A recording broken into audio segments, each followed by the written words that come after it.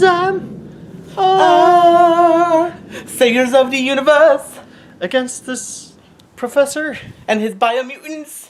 ZAMB! Ah! Saver from the aliens! Yeah. Man, there's only one thing left to say. This game's alive? Dive! In the future, where there's tons of toilet paper and you don't have to go to the store and cry. Apparently in the States they're still having problems with toilet paper. Yeah. That's what I heard. I mean, it's getting to a point where they're starting to have. have protests. Not much, but Not against toilet the paper. cracks are starting to show.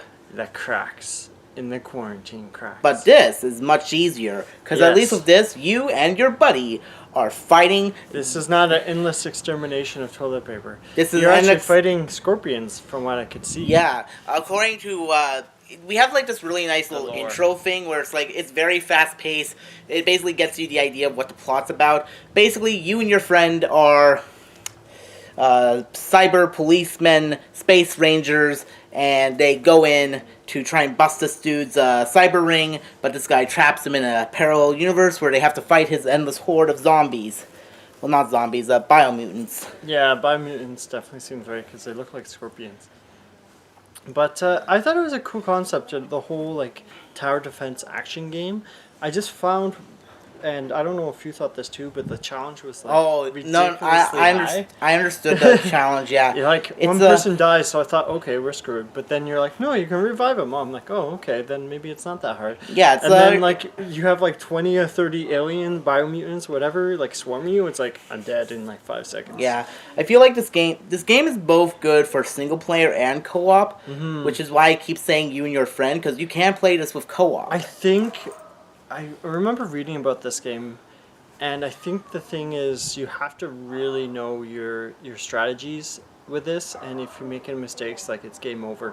I think that's this game's biggest weakness. Like it's not the graphics. The graphics are pretty good considering this game is really old now. Yeah, it's pretty decent. It helps. It's just the challenge is like insane, like through the roof. I feel like the longer you play the game, or if you have some minor experience with either shoot 'em ups or tower defense, you would get a good idea. You get a solid grasp of the game and the difficulty curve. There's a tutorial mode as well, so you can just check it out. And then I just feel like it's way too easy to lose health, and if there was a way to regain health, I feel like this game would be better balanced, at least for like someone just walking in and like.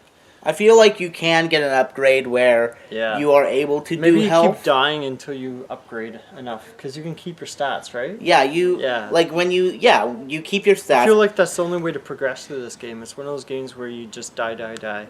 Or grind. Yeah. But that's actually a really cool thing you mentioned. These two characters, one's a brawler and the other is a gun wielder. Tactician, yeah. They go around. Sai and Sindel? I don't remember the other guy's name, but I basically just call them Slashy and Shooty.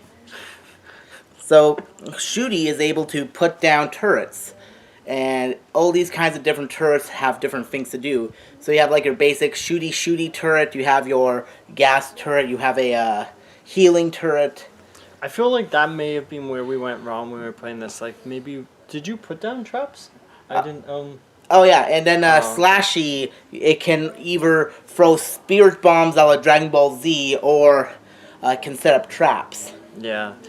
I think that's where you probably went wrong, because I just didn't. You had like a bunch of diamonds, which are used as in-game currency to buy your own. When I say in-game currency, I mean like as in like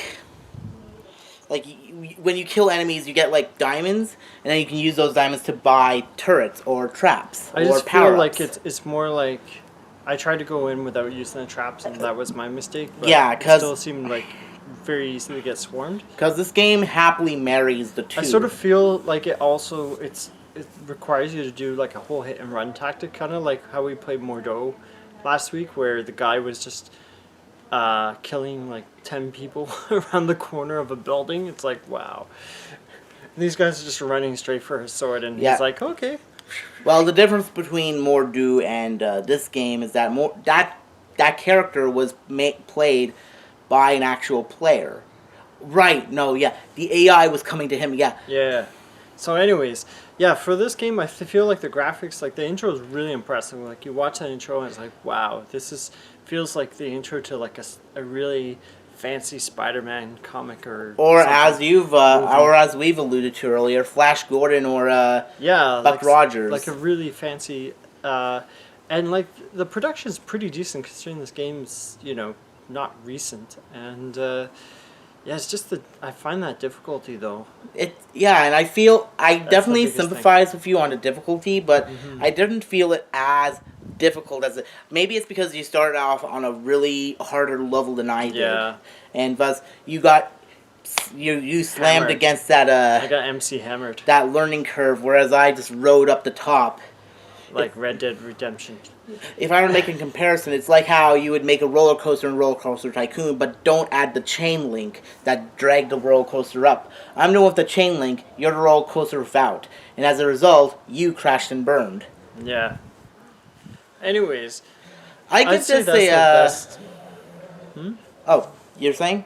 I was just saying, like, the best thing is definitely the presentation, and it seems like there's a lot of tinkering involved, like all the upgradables that you can get that you were talking about. It definitely gives you, like, it doesn't feel like it's like a one and done sort of thing. You can it feels like you are back for more. Yeah, exactly. With that, I like to say an 8 out of 10. Yeah, I'd say this is pretty cool. It's I've never seen a mishmash of the two, tower defense and action game. So Wham Zam, I'd give a 7.5 for sure. Just the difficulty might turn some people off for sure. Yeah, but especially casuals. One of these days, Alice, you Yeah. will too play Bang, ZAMB, straight. Okay, I don't really know how to rest, but you know Straight to the moon. Straight to the kisser. Straight to the moon. All Keep right. on. But this is Zamming. a good game, so Zamming. Alice, you can play it. Adios, amigos.